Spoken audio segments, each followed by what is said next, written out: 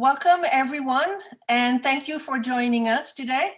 My name is Beatrice Dupuy, and I'm one of the co-directors of 𝘗𝘊. 𝘗𝘊 is housed in the College of Humanities at the University of Arizona and is one of 16 language resource centers funded by the US Department of Education. On this slide, you have the web link to 𝘗𝘊's website and the link to the Language Resource Center's general website, where you can find out about the work that we all do and access the resources that we produce. On this slide, you can see the lineup for this webinar series on literacy-based lesson planning. Our next and final webinar in this series will be led by Heather Allen on December 5th, and will focus on reconsidering the ways in which we plan writing instruction in our classroom.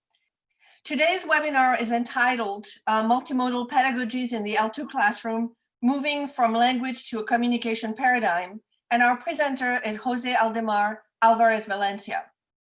Jose is professor of applied linguistics in the School of Language Sciences at Universidad del Valle, Cali, Colombia. He's been a language educator for more than 20 years and has taught both in the US and in Colombia. He's the chair of the major in ELT education in the Interinstitutional Doctoral Program at Universidad del Valle. He has co-authored and co-authored several articles and book chapters in the areas of discourse analysis, critical discourse analysis, language policy, language teaching approaches, teacher education, intercultural communication, and multimodality.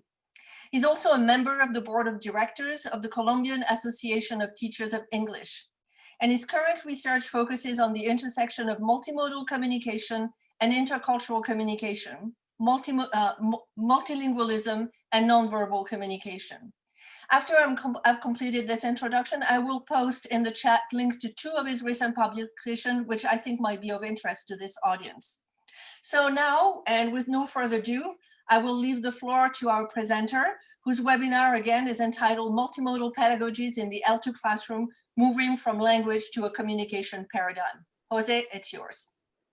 Thank you. Good morning, good afternoon, and good evening, since I know some people are joining us from different parts of the world. Welcome. I'm very happy to be here. Actually, I appreciate the opportunity to share with you some of the things that I've been doing. I'd like to thank 𝘗𝘊 for this invitation. So today I'm going to be talking about multimodal pedagogies, and I'd like to start by speaking about my positionality. This is my country, Colombia, which is located in South America. I live in a city called Cali, and this is a city with a population of around 2 million people. It's a very diverse city with a large population of Afro-Colombians and indigenous communities. And I work for a public university in a teacher education program, teaching graduate and undergraduate courses. So some of the things that I will be saying today emerge from my position as a foreign language teacher, educator in this particular context. Now, this is the goal of my talk today is to argue for the need to expand on the view of language and communication, which is common in the ELT discipline and TESOL, and also to show how multimodality and multimodal pedagogies are a good way to start doing this. So in order to do this, I'll speak shortly about the current communication landscape. Then I will introduce some of the main concepts in multimodality and some principles of multimodal pedagogies. And I'll provide a couple of examples of how I have been implementing this perspective in my classes. I will also be making some pauses so we can engage in interaction. Now, I would like to start with an anecdote. This is an anecdote of, let me move this around. This is an anecdote of an American businessman in Japan. And so, he's in a meeting and he's discussing two alternative proposals with his colleagues. And, all of them were native speakers of Japanese. So the American was well schooled in the Japanese language and was considered fluent. Now, what happened is that at this meeting, there were two proposals, and then proposal A was contrasted to proposal B, and then a consensus was reached about future action, and then obviously one of the two proposals was chosen. So then the American thought that his proposal had been chosen, right? And so upon leaving the room, the American commented, "I think the group made a wise choice in accepting proposal A." And so the Japanese colleague answered, but proposal B was the group's choice. So, you know, the American said, "Well, but I heard people say proposal A was better." And then the Japanese said, "You listen to the words, but not to the pauses between the words." And then I have a question, and this is gonna give us the first opportunity for us to interact. So why do you think this intercultural misunderstanding happened? I am assuming this intercultural misunderstanding happened. So could you type in the chat why do you think this misunderstanding happened? I'm gonna give you 1 or 2 minutes to do this, and I think Beatriz is gonna help me out with reading your answers. So someone says because of the cultural difference, or another says lack of pragmatic skills, different cultures and reading between the lines. Not two Great. cultures are the same. Maybe different ideas about being polite.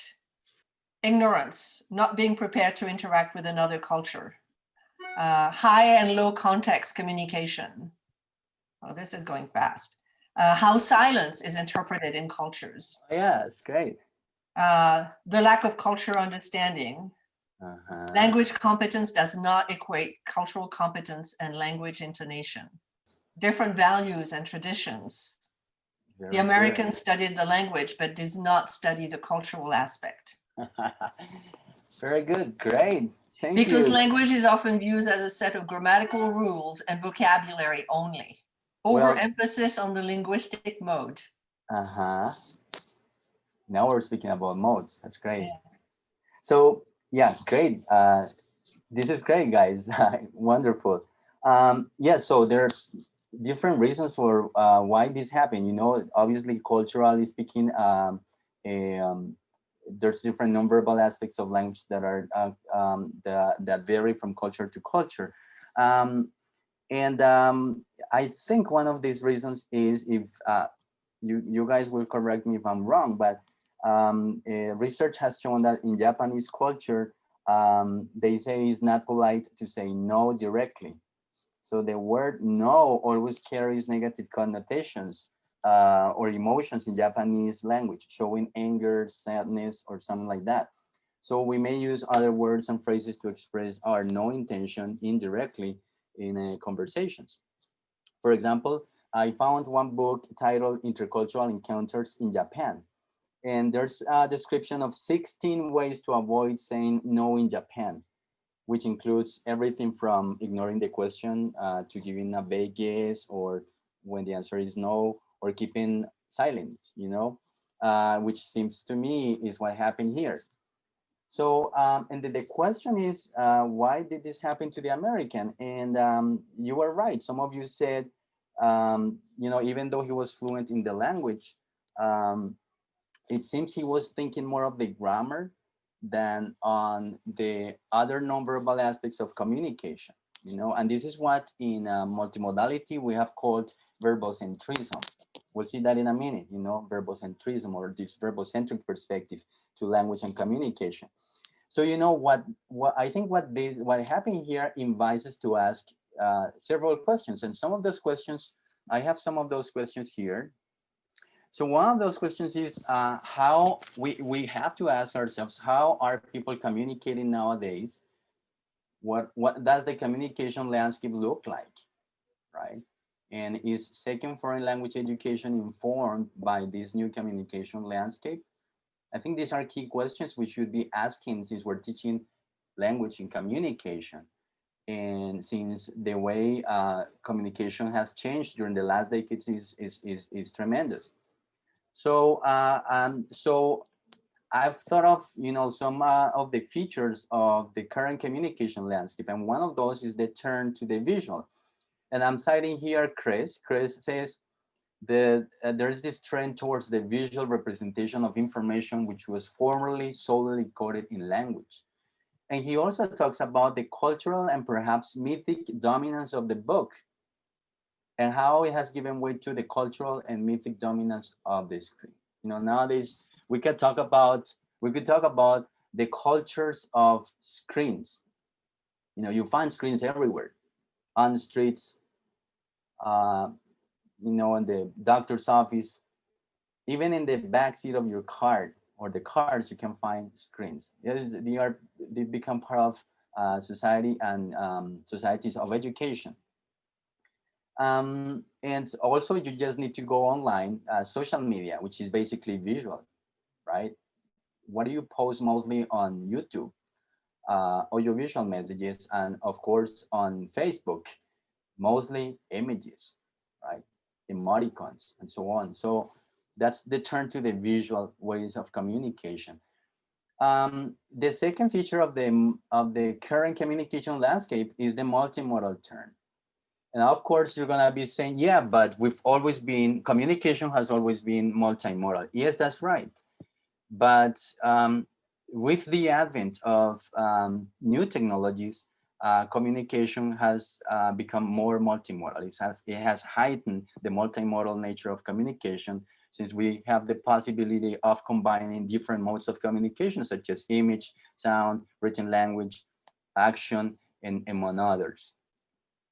Now, the other feature of the current communication landscape is that this all implies a different view of language and communication. And in particular, in our field, there's this tendency to think that language knowledge, which is the linguistic knowledge, equals capability to communicate. And this takes us back to the anecdote. Maybe this American was thinking that his linguistic knowledge equaled the capability to communicate, and there was a communication breakdown in his interaction with the Japanese businessman.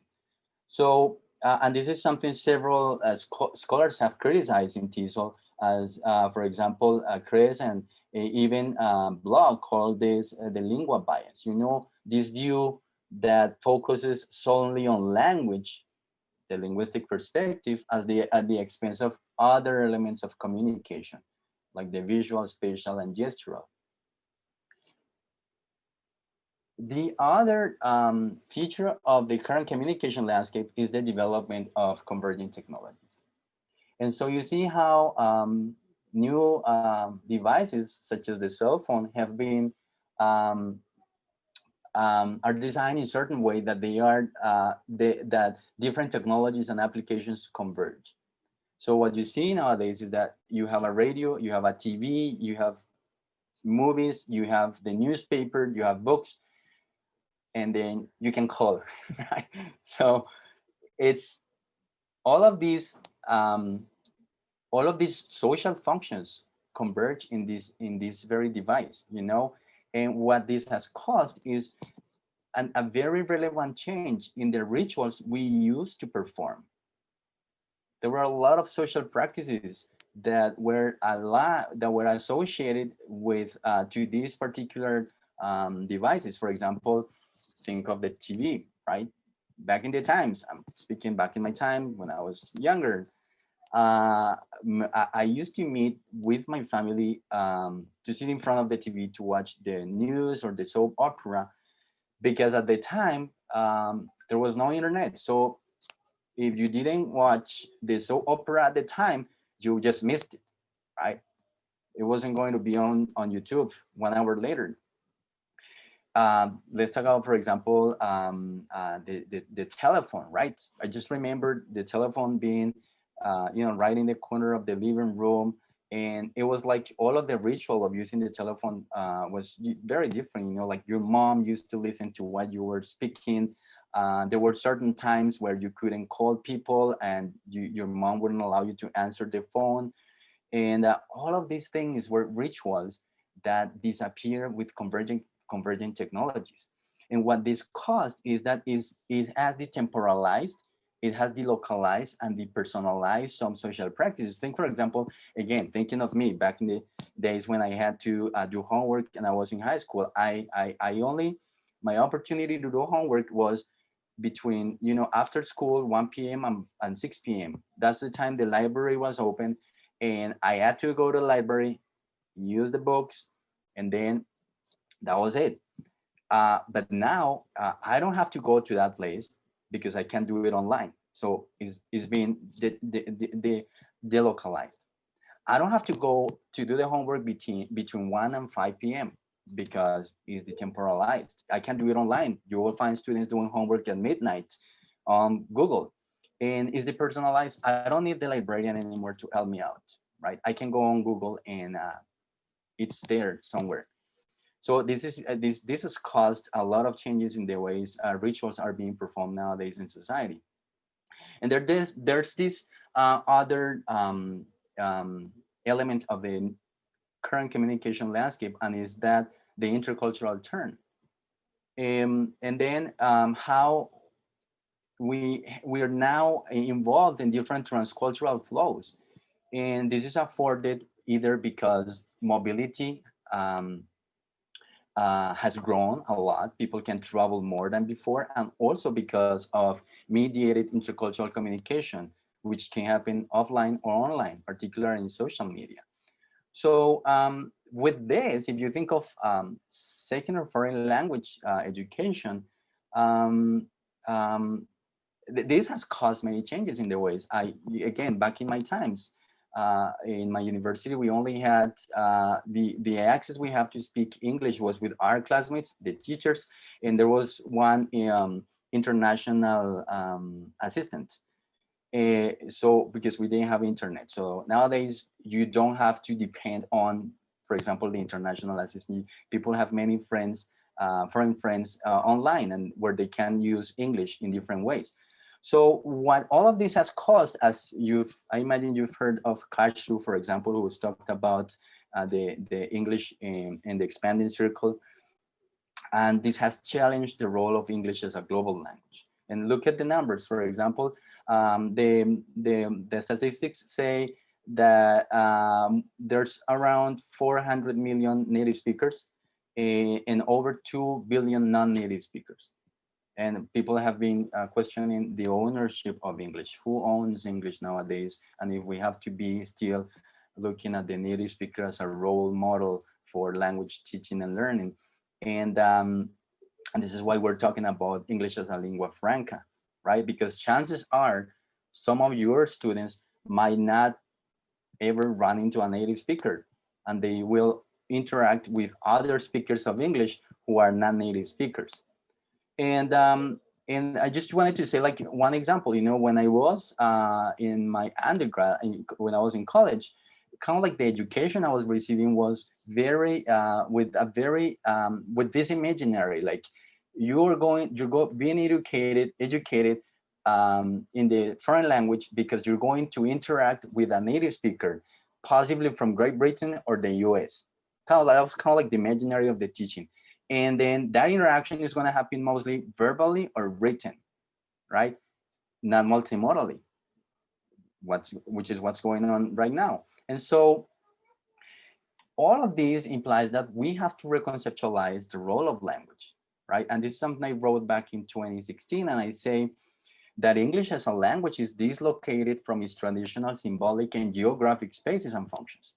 Because in the context of English as a lingua franca, it's not necessary that we are teaching our students, like how you are going to travel to Great Britain and how you're going to take the subway there and all of that. So we don't have to do that, because we have to teach students as someone who is going to use English to take the subway anywhere in the planet using English. So the idea of it is dislocated from that symbolic geographic space and the functions. And so language is delocalized, is more dynamic, it's more unstable, and is fluid. It's a fluid semiotic resource. And what is nice is that it interplays with cultural systems of speakers. And this is why we're speaking about world Englishes, Chinese English, Indian English, and we may also be speaking about Colombian English, you know. So what for me this implies is that there's new ways meaning is being designed, right? And new ways meaning is being disseminated and interpreted. What I'd like to do now is to move on to talk about the multimodality and multimodal pedagogies. So first of all, I'm not sure how familiar you are with multimodality. I think it's become a buzzword, like many people talk about it. But what we're looking at here is a move, and this is what I've been arguing for some time now. We're moving from this idea of teaching language to teaching communication. Because look, when you ask your students why they are learning English or any foreign language, they are not gonna tell you because I wanna learn the grammar, because I wanna learn the nitty-gritty aspects of the grammar. What they wanna do is communicate, you know, through the language with members of the other cultural group. So multimodality sees communication as the result of the co-presence and codependency of different modes of communication, which work together to make meaning. And then on the here on the right, you will see one big concept of multimodality, which is modes of communication.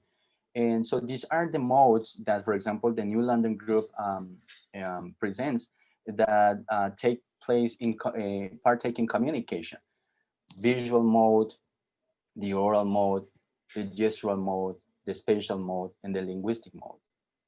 Linguistic, we say, is divided into speech and the written mode. Now, think of what's going on right now. I am speaking here, I'm trying to make some meanings with you, and I'm using different modes of communication. Why don't we use a minute and you tell me what modes of communication do you guys think I am embodying, I am deploying right now? Let's take a minute for you to write what modes right now, at this very moment that I'm giving this talk, what modes of communication do you see I am performing? And Beatriz, you help me out, please? Yes, so we have gestural, speech, visual, linguistic, gestural, visual, oral. Yes. Gestural. Yes. Because 93% of meaning is conveyed non-verbally, someone says. Right. Images, facial expressions, visual, spoken language, multimodal, spatial. Now, look, if you think of this communication act that's happening right now, you say, okay, so 𝘗𝘓 is drawing on different semiotic resources. We'll talk about that in a minute. And so, of course, I'm drawing on gesture, on even gaze, you know, like if you're looking at my face and my eyes, maybe you're like, this guy is not threatening, hopefully, right? So gesture, of course, drawing on speech and some of the features of speech, like intonation, like pitch and pauses. But I'm also using another resource, which is a slide presentation, which you see on screen, right? So that's part of this communicative process. I'm using colors. I'm using spatial distribution of elements on the screen. I'm using typography, right?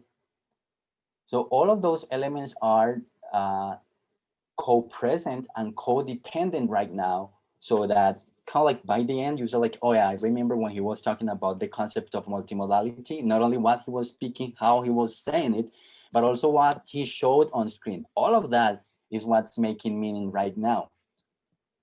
So, and then I'm going to introduce like the big concept of the day, which is multimodal pedagogies. And multimodal pedagogies refers to curriculum, pedagogy, and assessment practices which focus on mode. You know, I just talked about mode, right? On mode, as the defining feature of instructional organization and text design in learning environments. So this is a pedagogy that is, plans instruction on the basis of the modes of communication that you could deploy in order to make meaning. I wanted to show you a little bit more about the origin of multimodal pedagogies. And multimodal pedagogies is an offshoot of multimodal social semiotics. And Pippa Stein and Denise Newfield in South Africa were the ones who started talking about this. I like, for example, what Stein and Newfield did, because they, through multimodal pedagogies, what they wanted to do was to promote social justice and democratic values by broadening the forms of representation through which students make their meanings in language and literacy classrooms. And look at this beautiful quote from Stein. She says, when she was doing research, she said, the forms of representation through which students are permitted to make their meanings is a critical component in constructing classrooms as hybrid democratic spaces which value diversity and difference. Right, so how many semiotic resources do students bring to our classrooms? Forms of representation that are not validated in the classroom because we're very verbocentric. We only want them to make meaning through speech. Yeah. So this is I guess this is very important, how multimodality and multimodal social semiotics allow to do that. So, and there's this beautiful concept that Stein introduced, and is one thing she found when she was conducting research is that students' cultural semiotic resources have different exchange values. It's like in the case of Colombia, we have indigenous languages, and even in the United States, of course, and many other countries, and how the exchange value of indigenous languages is not the same as the dominant language, which is Spanish in here in Colombia, right? So, and not only that semiotic linguistic resource, but there's so many other resources that students bring into the classroom that do not have the same exchange value, like their gender orientation, their sexual orientation, their religious values, their political views. So, obviously, this exchange value is always compared to the what is considered the legitimate semiotic resource in the culture. The most valid semiotic resource in the culture, in most cases, is the, depending on the country, something is more valued than some resources are more valued than others. So what she says is that by this concept of resourcing resources, she says, taking the resources we have, which are taken for granted and invisible, to a new context of situation and community to produce new meanings. Through this rearticulation in a new site, we come to see what we have in a different way. The source is resourced. In this sense, then resourcing resources is a transformative activity that helps us come to new understandings about who we are, what we feel, and what we know. It's a cognitive, affective, and social activity that helps us discover our humanity. So you see how why, by introducing this concept, multimodal pedagogies aligns with social justice views, aligns with cultural responsive teaching, cultural sustaining pedagogies. Now, here's a concept that I already introduced, or I've mentioned, and is the concept of semiotic resources. And this, for me, seems a simple concept, because for me, a semiotic resource is anything you use to make meaning, right? And remember, when we talk about semiotics, semiotics refers to how we make meanings, the process of meaning making, right? So a semiotic resource is anything you use to make meaning. Right now, I'm using my voice. I'm using language as a semiotic resource, but I'm also using gestures. I'm also using the screen, the slide, presentation.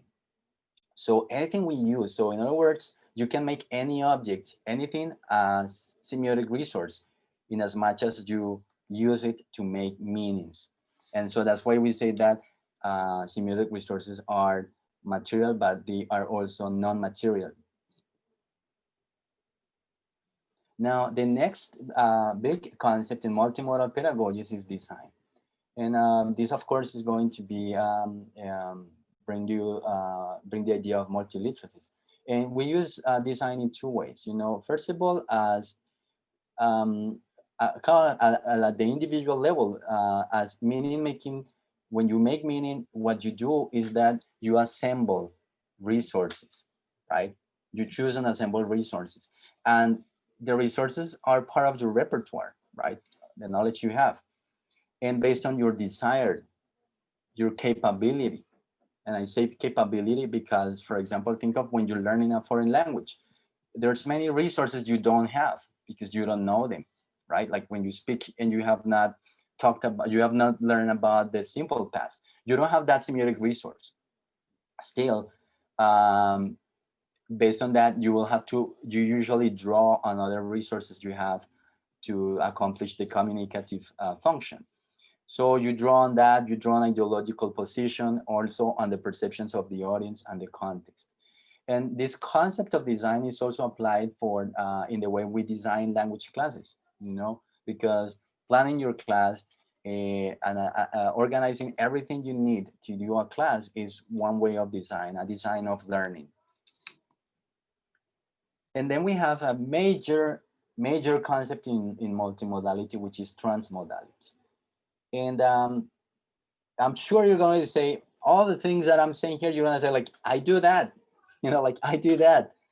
And transmodality refers to the movement of ideas across modes and an amplification or mutation of meaning derived from the different affordances of those modes. And so this is the typical, you do this all the time.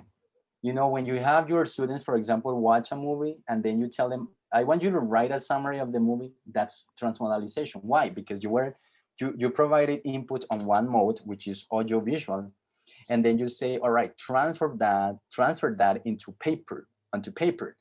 And it went from one mode to another mode. That's transmodalization. Now, what's good about this is that different modes of communication have different affordances. And when you do that transference, meaning is amplified. Sometimes meaning mutates. And this causes meaning to be more meaningful to students, right? When you draw on other modes of communication that are not necessarily linguistic, like going from expressing your ideas through an image. So, okay, one more time for you to interact with me. So as I said, I'm pretty sure you should be saying like, I use transmodality all the time. So what is a typical transmodal sequence that you design in your classes? What kind of modes do you combine? Someone is asking, is transmodality the same concept as remediation? Is there a difference? But anyway, so somebody says video, text, audio, visual and written, drawing, video maybe, text and video, pictures, visual, text, linguistic, visual, spatial, gestural, visual text, sounds, drawing, kinesthetics, now, images. Just briefly to answer the question, remediation, I haven't heard of the concept. Maybe someone is using the term, you know, but it seems remediation, like put it in another medium. Somebody says, I usually combine visual images with written text and audio. This changes based upon the learning styles of my students. Yes. Get some students out of their seats to do something physical, such as making each other up to practice colors and vocabulary. That's great. You know, TPR is a good example of transmodality, you know, when you have your students act out the verbs, for example. Watching a video, sometimes I have my students draw or create videos together. I ask them to use their bodies and hands to emphasize accents on words. Nice, that's very meaningful. Yes, and I'll talk about that when I introduce some of the principles of multimodal pedagogies. Somebody says students create the lesson content using envelopes and flashcards. Very nice. Yeah. Okay, so I'm going to go ahead and introduce some of the principles of multimodal pedagogies. Before I wanted to show you this. This is my son, Nathan. He's 7 years old. And, you know, when you have kids, you learn a lot, you know, they teach you a lot of things. And one of the things that he's been teaching me is how he learns. I'm not saying how kids learn, but at least how he learns. And this has made me think of many things, you know, because when you go to college, they give you all of these theories about learning, you know, they teach you basically how people learn. But I remember, like, they never tell you, see how people learn. Like, we learn all of these theories about how people learn, and the theories that were written 20 or 30 years ago, you know. And it seems like that was the theory of how people learned back 30 years ago, but maybe not how people learn today. And so by looking at him as his learning, the way he makes meaning and engages in literacy practices, I've started to think, like, we have to observe more how our students learn, you know. And so I've been, you know, looking at what he does here when he's when he's out of school and free time. And these are some of the things he has done. So I want to share with you this one. For example, this is one book. I don't know why. Someday he just decided to make a book. And I was puzzled because, actually struck, because he designed the book and he had this very clear conception of what a book is, book design and all of that. You see here, he bounded it, you know, staples, then he titled it, and then he wrote here his name, right? So he's got clear, this is the cover page. And then he has all of the characters. I'm pretty sure you're familiarized with Dragon Ball. And then he drew all of these. And when I looked at these, and especially this last one, do you see the last one here? He says, I wish for the good guys to come to life. And I was thinking, like, gee, while at school they are teaching him the family, he's producing this kind of language, right? Of course, he's growing up in a bilingual kind of like environment. He's going to a bilingual school. He watches TV in English, and I speak to him in English 50% of the time.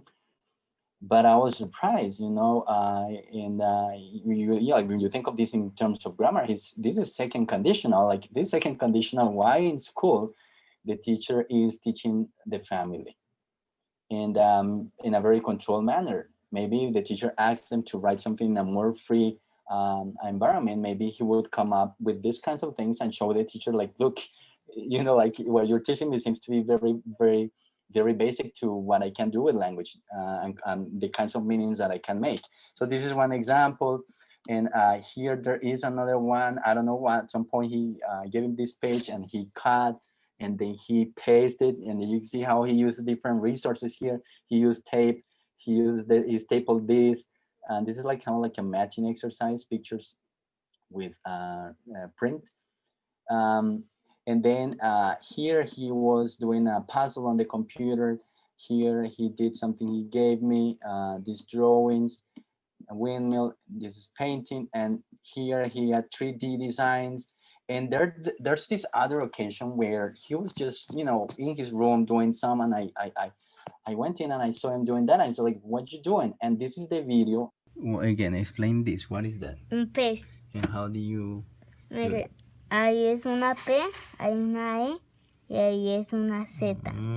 That's pretty cool. Y ahí es una G sin con esta rayita. Acá es una A. La T está acá. Right. Y la O está acá. And what does it say? Ahí dice gato. Y acá pez. Y acá. What about that one? Ahí no hice ninguna letra. No? Ahí solo dibujé. Tan, tan, tan, tan, And tan. what did you do this one with the with that idea of the letters? Why not? Just because? That's pretty. Right. So what I thought about this is how he is engaging in this literacy practice, in these meaning making activities where he plays with language, and this is what drives me to this first principle of multimodal pedagogies, in that language learning is an embodied experience, um, in the cognitive perspective, they've sold us this idea that language is here and here in your mouth. Like the way you articulate language, that's just a cognitive act. But language learning is experienced physically, linguistically, emotionally, and artistically, as Gramsci says. So learning is multidimensional, and it's a multimodal experience, as you see. It's how we play with different resources. It's not only what is meaningful is not only linguistic aspect of it, it's all of the combination of different modes that we decide to design and assemble. So, and I think that's what I saw with Nathan is as a very clear example of how he engages with literacy practices. Now, the second principle is that in multimodal pedagogies, we imply, we are arguing for a shift from language to communication and meaning making. And as I said at the beginning, this is a reaction to that idea, to this verbal-centric and typographic view in language education.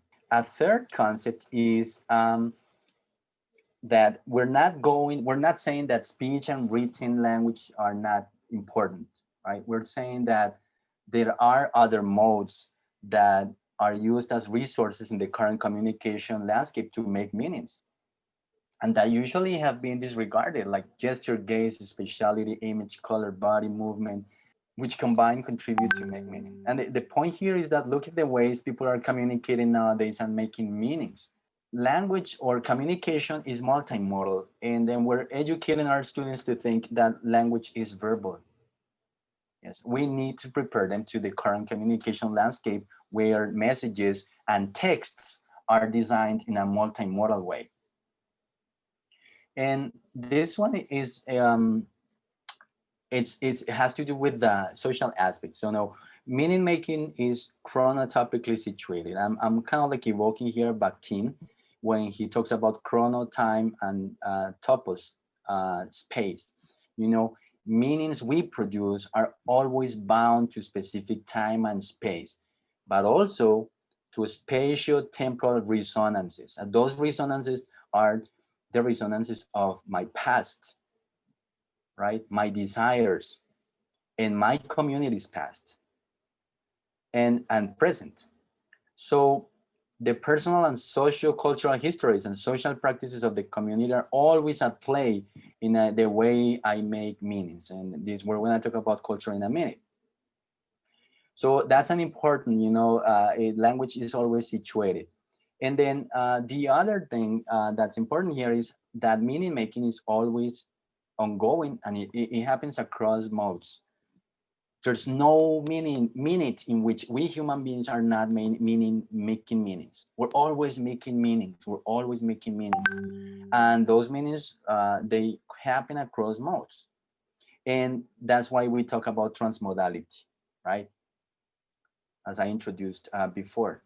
I'm gonna move on to the other principle, and is that I'm going to discuss a little bit the idea of learning in this in multimodal pedagogies. So the way we look at learning is as an act of appropriation, and I'm gonna define a little bit more. So when I say appropriation, I refer to an individual's internally motivated adoption and adaptation of meanings and cultural practices for the development of subjectivity and self-expression. Think of this: the idea of transferring knowledge, that's not possible, because the knowledge you're supposedly transferring to someone, that someone is not just gonna take it in like that. That person has a biography. That person has interests. desires. And that person is going to take whatever he or she considers is more relevant to him or makes more sense to him or something that he is cognitively ready for. So what we do is that we appropriate meanings. Meanings are learning, you know, we adapt them. And we use them to develop our subjectivity and self-expression. This is why, you know, when we have these activities of repeating dialogues of textbooks, that you see that that's not hard to students. Students usually feel demotivated. They don't really find it interesting because they're thinking like, how is this helping me self-express, right? But whenever you do something that allows students to express their selves, they feel that's more attractive, that's more engaging. And then the other concept is engagement, right? We're saying that language learning is the act of appropriation, and it happens in the context of engagement when students are engaged. And when I say engagement, I refer to individuals' cognitive, emotional, corporeal, moral, and aesthetic involvement in meaning making. All of these elements take place when people make meaning. It's not only a cognitive act, it's emotional, it's corporeal, it's ethical, it's aesthetic. That's why we talk about, I love language, I like this language, I like how language sounds, and so on. And so what I think the way we say language users sounds like language is an artifact that's monolithic, you know, instrumentalized. And so we would like to think more of students as meaning makers or meaning designers, because that's basically what you do. With all the resources you have available, you design your meanings with limitations or not, but that's what you do with those resources. Now, culture. This is one more opportunity for us to interact. So could you please, how do you define culture? What does culture mean to you? What does culture mean to you? There was one person asking, Sanya is asking whether you could elaborate on the notion of spatial a little. What do we mean by spatial as a mode? Yeah, so, okay, so when we interact face-to-face, you know how different cultures have what we call the personal space or the personal bubble, right? So, and that's a way of communicating. If I get too close, I may be violating the personal space of that person. That person may feel violated. Research has shown that in certain cultures, for example, in my culture, how close you are to a person implies how close you are emotionally to that person.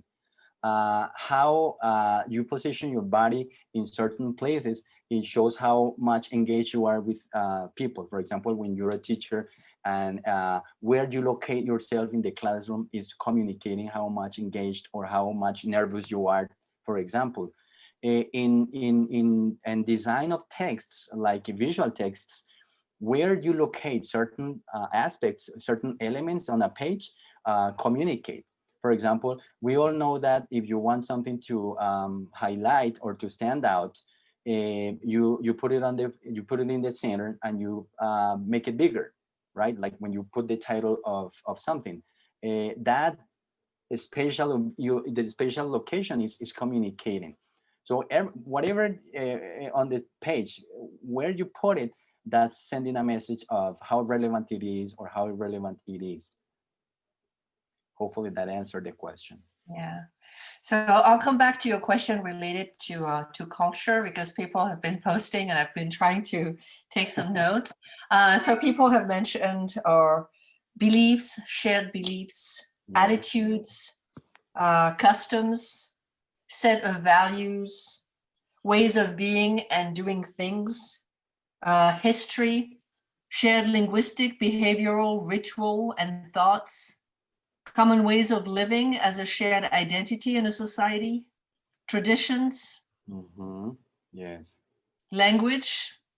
Yeah, language is culture, and culture identity of a country, construction of meaning and power, food, shared patterns and systems of meaning that are negotiated.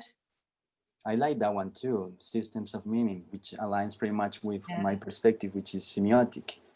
Set of practices and experiences linked to nationality, ethnicity, religion, modes of living, thinking, and praxis. Yeah. Now, I'm gonna go ahead and show you the way we define culture, at least so, I know this might not be familiar to you, but in the way I define culture, I see it as an open and dynamic repertoire of semiotic resources. And those resources can be material, bodily originated, or artifacts, and non-material, like discourses, ideologies, ideas, beliefs. And then we produce, we embody, we enact, and reshape those cultural semiotic resources in interaction. Now, and something very important here, culture is appropriated in processes of socialization. I'll stop a little bit to talk about socialization. So socialization is the process in which you are engaged to become member of a certain community. You are, since the very moment you are born, you start being socialized into the cultural forms, the ways of the community. Of course, you're socializing to the language of the community. You're socializing to the values of the community. You're socialized into the products, artifacts that are valued by the community, that are common to the community. So that what happens is that all of that, the process of socialization, what starts doing is helping you grow a repertoire of cultural semiotic resources. And what happens? Well, all of those resources, most of the cases materialize in communication. And those resources are material, but they are also symbolic, like ways of thinking about life, religion, politics, the way you see women, the way you see men, according to the way you were socialized into the community. So, and then what we do is that we engage and we appropriate some of those resources that we acquire in the process of socialization. And so that's why, but the thing is that these resources are not monolithic. They can be changed. They can be refashioned. They can be reshaped. That's why culture is very dynamic. So, and this brings me to the connection with interculturality. And one of the things that I criticize is that in ELT, we have understood interculturality from the transnational perspective. We think that when we talk about interculturality is an American and a Brazilian speaking, that's interculturality. Well, that's one perspective, right? And that's one that's one way intercultural communication materializes, but there's other ways interculturality materializes. For example, if you live in a country like Colombia, we have different regions with different dialects, Spanish dialects. And every time one person from another region talks to another person, intercultural communication is called upon, right? Even at the most micro level, when women and men communicate, they may activate intercultural aspects. Why? Because women are socialized into the ways of being women, and women have different sociocultural practices, and men have different sociocultural practices. I usually give the example, I don't know if this happens in other cultures, but in Colombia, when women go to the bathroom, many of them go together. You don't see men doing that. So that seems to be a particular cultural practice of women, not men. And so that happens at the professional level, that happens at the religious level. So there's different, because we are socializing to different social groups, and those social groups are determined by linguistic affiliation, national, racial, ethnic, political, gender-based, age-related, physical ability, socioeconomic dimensions. Because we're socializing to those groupings, then we may have to engage in intercultural exchanges with people from other groupings. So what I'm saying is that a person's repertoire of semiotic resources are very unique, right? and they are intersectional. If you think of the concept of intersectional, all of these identity elements or dimensions intersecting in this person, when this person runs into another person, and any of these elements can activate intercultural intercultural encounter. The other element or principle is that multimodal pedagogies are transformative, and this is why I introduced the concept of resourcing resources. A language classroom is a locus of intercultural struggle. The cultures, the personal cultures of students, because of their socialization processes, imply negotiation and the construction of students' subjectivities and identities, right? So the language classroom in multimodal pedagogies acknowledges diverse forms of inequality and strive to resource students' semiotic resources, right? By valuing students' semiotic resources, valuing different students' gender identities, for example, racial identities, languages. Now, what I want to do next, that I have shown you the principles, and I'm going to show you a couple of examples. I want to show you at least this example before we go for a Q&A. What I have here is one, typical activity we do in class, like when we have students read a short novel, and then we ask them to, what do we ask them usually? We usually ask them to, write a summary and discuss the main characters and the main events and the plot and so on. So this is what I did in a class. This is a whole semester where I planned the class about the topic of travel or journey. And I created a lot of different multimodal activities around the topic. And then one of the things we did was to read this book, which is called The Search. It's a kind of like detective story that happens in Australia about a professor who disappears, and they say that it was kidnapped by indigenous communities in Papua Guinea, I think. And so this is what I asked, this is what I did. So what I did is that I asked my students to read the book, and then we had like a general session where we discussed the kind of like for us to be on the same page.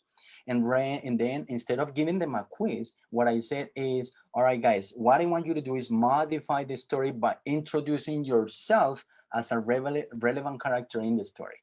And I gave them here, as you see, I say you will enter the story as a Colombian character in the context proposed in the story.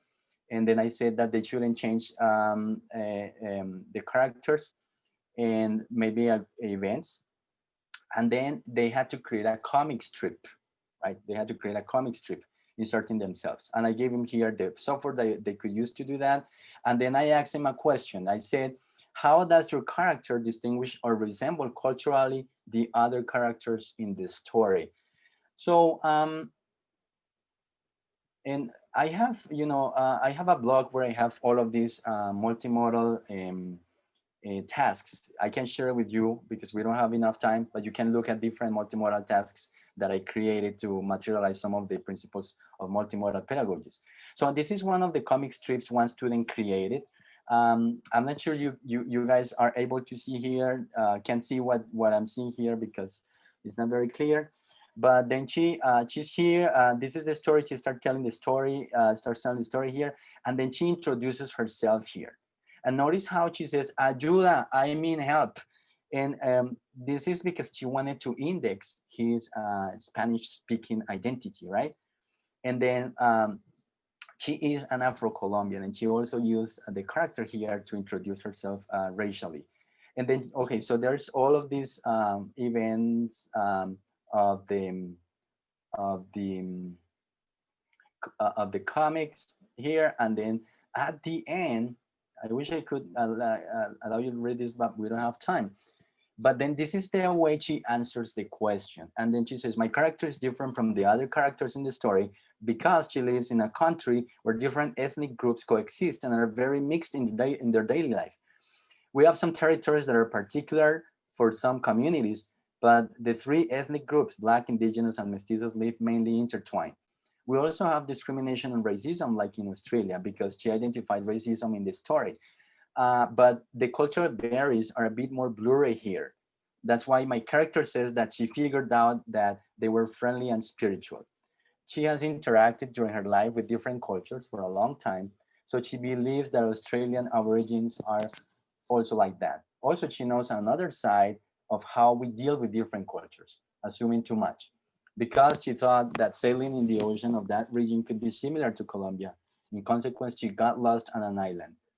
That's important to take into account because when you travel to a different country, you have to be prepared to do some research, to ask questions to locals and behave in a prudent and respectful manner. So I think this reflection is very interesting. And always in these assignments, I ask them to create the text and then answer a question. And then they have classmates respond. At least two classmates would respond to each other's posts.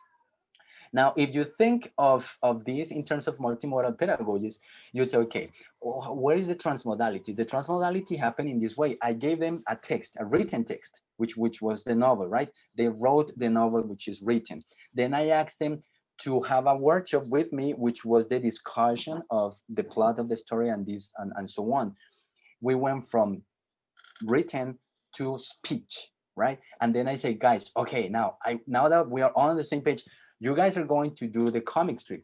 And then I moved on to another modality, to another mode of communication, which included written speech, written language, which included image, included gesture, because they are able to manipulate the gestures, body positioning. And I have an article that I wrote on this, analyzing this particular comic strip, and it's way more detailed.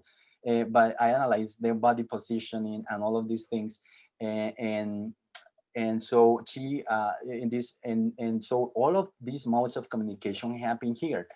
And then later I say, okay, answer this question, and then I ask her to go back to speech, to written language, and write it here. But this time it becomes social because the other classmates read this and react to her comments and to her comic. So you see how we went from kind of like a very group work, individual, and then again more social when they interact among themselves about the text they design. And so I had planned to show you other ones, but I think I'm running out of time. But I've done many things, like for example, this is a picture that we took at we went to a museum. And so as part of the embodiment, we went to a museum. We were working on descriptions, and we went to a museum. It was a great experience they had. So, and also games. I do a lot of games with them, and again, going from one modality to another. I'm going to go to my conclusion because I'm running out of time here. But you guys feel free to I can share this link. You will see all different multimodal activities. So here is my conclusions or recommendations. So first, if you're going to do multimodal activities, familiarize students with the characteristics of textual genres, right? Games, infographics, documentaries, etc. You know, kind of get them ready. It also helps students recognize that communication goes beyond the linguistic aspect. Some of them might find frustrated, might find themselves frustrated because, well, why are you, having us do all of these texts when we want to learn the language? So you have to also reflect with them about how communication is happening. Now, you can, for example, talk about with them, what is it that communicates? For example, here, the linguistic mode, how you use word choice, the visual, how you use color, style, size, perspective, the gestural, how facial expressions, hand gestures, body language, the spatial, how the arrangement, the organization of objects, the proximity, communicate, the audio, how noise and effects make meaning or silence, like in the anecdote. So you also allow students to explore their creativity. Students are very creative. Look, for example, the case of on one of the classes that I'm teaching on pedagogy, I asked students to introduce themselves, but I didn't ask them to come in front and tell who they were. I told them, create a text that introduces yourself. yourselves. And one student created a crossword, right? A puzzle. And then she says, oh, you know, like, this is me, fill it out, and then we'll know more about me. And that was great. Then another student created this. We call coplas in Colombia. Not sure if this exists in English exactly the same. It's not a poem, but it's more coplas. It has rhythm and rhyme. A student created a video. He is a gamer, and he created a game. You know, he said, I'm going to introduce myself to a game. This is a class that's bilingual. We speak in English and Spanish, and also French. We're reading French and some of the readings. And so what he did was to introduce himself to a game. And what he's saying here, look, this is me. I'm going to present my house. This is where I sleep. My brother, this is my dad, and he does a very good job. I would have never known he's a gamer if I hadn't done this. This is another case of another task. I asked my students to conceptualize pedagogy in the class, and they use different multimodal texts. One student brought this. This is a 3D design on Play-Doh. And then she gave us a very nice description of why or how she conceptualizes pedagogy. And I guess you can see that because of the design, it tells a lot. It's very telling of how she was thinking of pedagogy. Now, think of what modes of communication and transmodal sequences would benefit your instructional goals. Remember that modes are the center of planning here. So what modes do you think will help you better land a concept or certain grammatical or language that you want to teach? Think of a plan in terms of their communicative linguistic content goals. And this is something that right now it may not apply because we're not doing face-to-face classes, but multimodal tasks do not always require technology. You can do games, posters, role plays, hands-on activities in your classroom, right?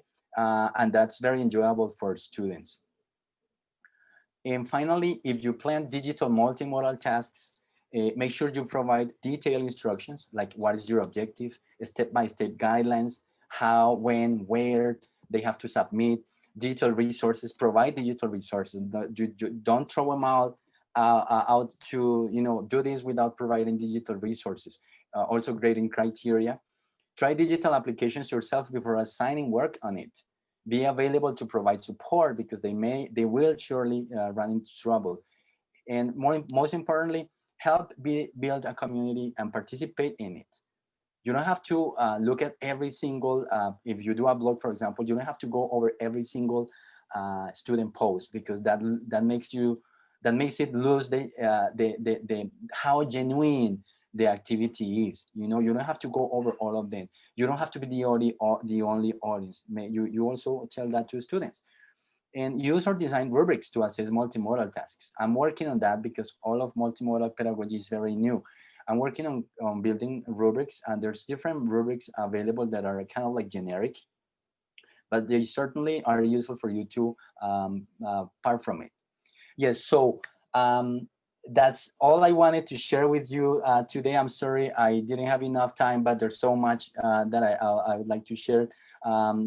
I am the chair of a SIG, Special Interest Group, in the Colombian Association of Language Teachers. It's called CMC and Multimodal Pedagogies. That's the link to the blog. Feel free to join me, and then we discuss and talk about all of these topics. Thank you very much. Thank you, Jose, for this very thought-provoking webinar that really prompts us to re-examine what we tend to privilege, right, in instruction, and oftentimes the linguocentric paradigm that informs what we do in the language classroom. But let me look at the Q&A and maybe raise some of the questions that have been posted in this. Sure. First, some people are asking whether you could provide a list of the literature that you cited in your webinar. And I don't know if this is something that's readily available. Yeah, you have it here, great. I have it there, but I can provide more. And actually, if they go to the blog of the Multimodal Pedagogies, they will find more information there. somebody, Betty is asking, can you share your views on what the role of students' collaboration in multimodal learning is? Oh, that's beautiful. Look, one of the things that I found, and I've used multimodal pedagogies in the undergrad level, in the graduate level, master's students, and even doctoral students. And one of the things that students usually tell me is that they felt that the class activities were genuine. They told me like we didn't feel like we were communicating just for the sake of practicing language. We were actually making genuine meanings, you know. And in the blog, when you see many of these activities that you create in multimodal pedagogies, they want to resource and visualize students' cultural semiotic resources. Many of these things imply that they put themselves there, right? And when we have all of these, students start opening up more and more and more. And at the end, there's this community, this sense of community where they are very open to discuss in a very collegial manner with their classmates and correct. And they become very, very, very friendly. And that's what I like the most, you know, like this idea that they are participating more because they are engaged with the classmates rather than with the class or with the teacher. That's why I said, like, you have to decenter yourself and don't say, because many people say, like, do you have to grade all of those posts in a blog? And I say, you don't have to do it. You choose 5 students, provide feedback to those 5 students, react to them genuinely. Because if you do 30 students, by the end of the day, you're just writing for writing. You know, you're not really being yourself honest to them. So you just react to them as you are, you know, very genuinely, and they will appreciate that. Another question was asked by 𝘊𝘭𝘢𝘴𝘄𝘓 Ismailov. Can or should multimodality be considered a 21st century pedagogical skill? What I mean is, should faculty development programs use multimodal teaching as an innovative practice? I would say most people are doing multimodal tasks. Yes, because many of you are asking your students to design videos and all that. That is a multimodal task. That's not necessarily multimodal pedagogies, because I see, as you saw, I showed you some principles, right? So it seems people are doing that because people are tuned with this idea of, oh, students are very, you know, familiarized with technology and digital technologies. We have to use digital technology. So people are doing that. But it's more at the, you know, like, kind of like do the activity and that's it. But what is behind that? That's what multimodal pedagogies is bringing in. But I do think that people should be more aware of how creating these multimodal tasks enhance possibilities of communication beyond the linguistic mode. Another question asked by Alina: how can teachers reconcile this concept of language as communication or as multimodal practice with current international assessment practices that more often than not conceptualize language as a fixed linguistic code? Yeah, that is, that's a big question. Because you know how it works in education. If you want to control everything, you just change evaluation, you just change assessment, you know, and that's what's going on. All of these companies that run the testing business, they have a very verbal-centric view of language. And this is why, you know, that's where everything starts. You know, if I'm going to be tested on grammar, I have to teach grammar, and students have to learn the grammar. It's a very complicated matter to try to change that, because this is business involved. And I have a paper in which I talk about that, how 𝘊𝘐, when you look at 𝘊𝘐 in 1972, 69, 𝘊𝘐 says language is dynamic. Language is not static. So that's why this idea of communicative competence is very variable, because it is not fixed. You know, you cannot measure, because you can be communicatively competent right now, but later you cannot be that competent, right? And so, but in the ELT field, what we did is there's like, no, it doesn't work to talk about an object that's dynamic. You know, we have to make it monolithic, because we have to build textbooks, we have to build texts, and then we have to make it monolithic. And there's a whole ideological thing behind that. So I'm sorry, I don't have the answer for that, but I think teachers' actions could be the first way to start, you know, trying to change that view of communication. Somebody else at Gabriela initially and was in conversation with Alba about multiliteracies and multimodalities and how you say that in Spanish, but more importantly, she was wondering if you could recommend an author or article or book where those concepts that you presented today are discussed in Spanish. I don't think we're gonna find it. You know why? Because look, there's very little about multimodal pedagogies, to be honest, and I haven't found anything in Spanish. Yes, but you know, like I'm free to. I'm very willing to engage in conversations in Spanish with anybody who doesn't read English.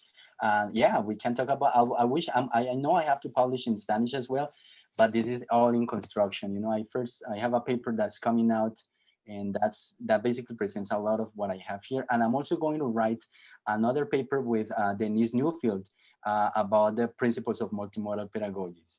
We're working on that. Somebody was asking, because I guess you showed in your presentation the use of comics, so using a particular software to do that. Somebody was asking, do you have any tips for teachers working in school which have very few or no resources? How can they implement multimodality in this kind of context? I think what I said at the end, many of these things, you don't need technology. You know, you just need pens, colors, and Play-Doh and paper and music. All of these things can be done in the classroom without technology. You can have your students build comics. You can do it with them. You can have your students say, how would you represent through dance this story? Right? Something as simple and beautiful as that. Reading a story with students and say like, okay, guys, I'm gonna give you this challenge. How would you represent this story through dancing? What dance would you create? And then you discuss what that happened. And that's very genuine. Students will be willing to try to tell you why they created certain dance. You see, there's many. What I say is like multimodality really is kind of like throwing you out to be very creative. You know, very creative. Could we use this with all language skills? Any ideas or some practical activities inside the classroom? That's a question that was asked by Hassan. Yes, Hassan. When I did my class, I never created tasks that were not related to communicative and linguistic and functional objectives of the class, you know. So for example, let me give you one example. I was gonna show you this one, but we didn't have time. So I asked my students, I created this task. I said, guys, for next class, I want you to create a recording. I don't know if you guys know 𝘊𝘭𝘢𝘴𝘴𝘳𝘀𝘭𝑟𝑢. 𝘊𝘭𝘢𝘴𝑟𝑢 is like an application online where you record your voice. And then I said, I want you to go to 𝘊𝘭𝘢𝘴𝘴𝘳𝑚 and I want you to tell me, I call the activity what it is required to. What is required to. And then I say, I want you to tell me what is required to do something that you know or you would like to learn. So somebody said like, what is required for you to learn to play the guitar? What is it required for you to become, one person did, what is it required to become a YouTuber? And I asked them, just tell me what is it required to. And I gave an example. For example, if I want to play the guitar, I must practice every day. And then I say, I may need to hire a tutor. And then by doing that, when they were faced with doing the activity, they say, oh shoot, I need modal verbs, right?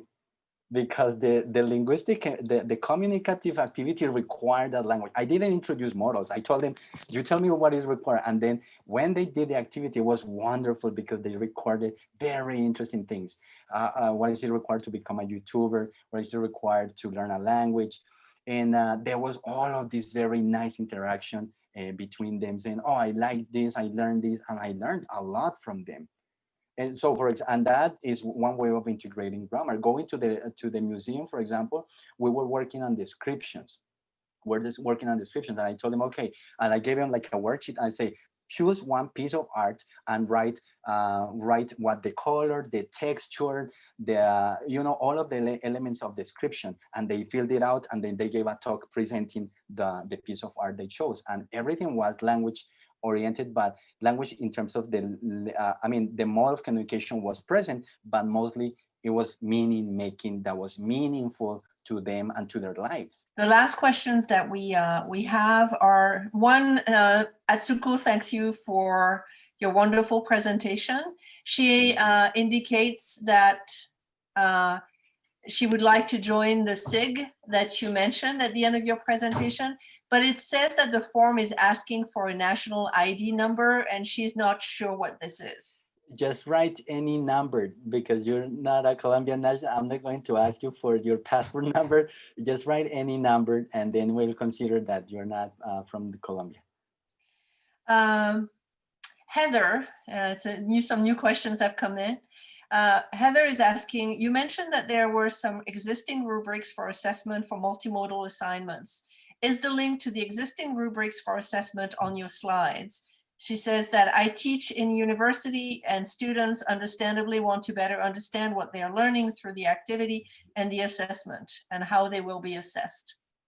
Yes, in this, you guys, Circle is, I think is published the slides of this presentation, and then you will see those rubrics in those slides. And what I said, like in this case, what I think the best way to do this is to have a general rubric and sit down with students and discuss and agree on what is it that they, and even the percentage you're going to assign to certain, because you don't want your students to say like, oh, you're flogging me because I didn't do good pictures, right? So that has to be designed with students as of how much weight you're going to give to the elements of the multimodal design.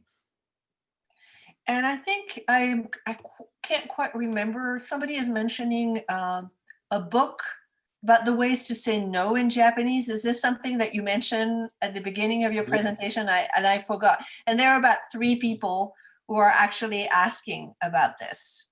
It's called Intercultural Encounters with Japan. It's not like, it's kind of like dated now, by John C. Condon and Mitsuko Saito.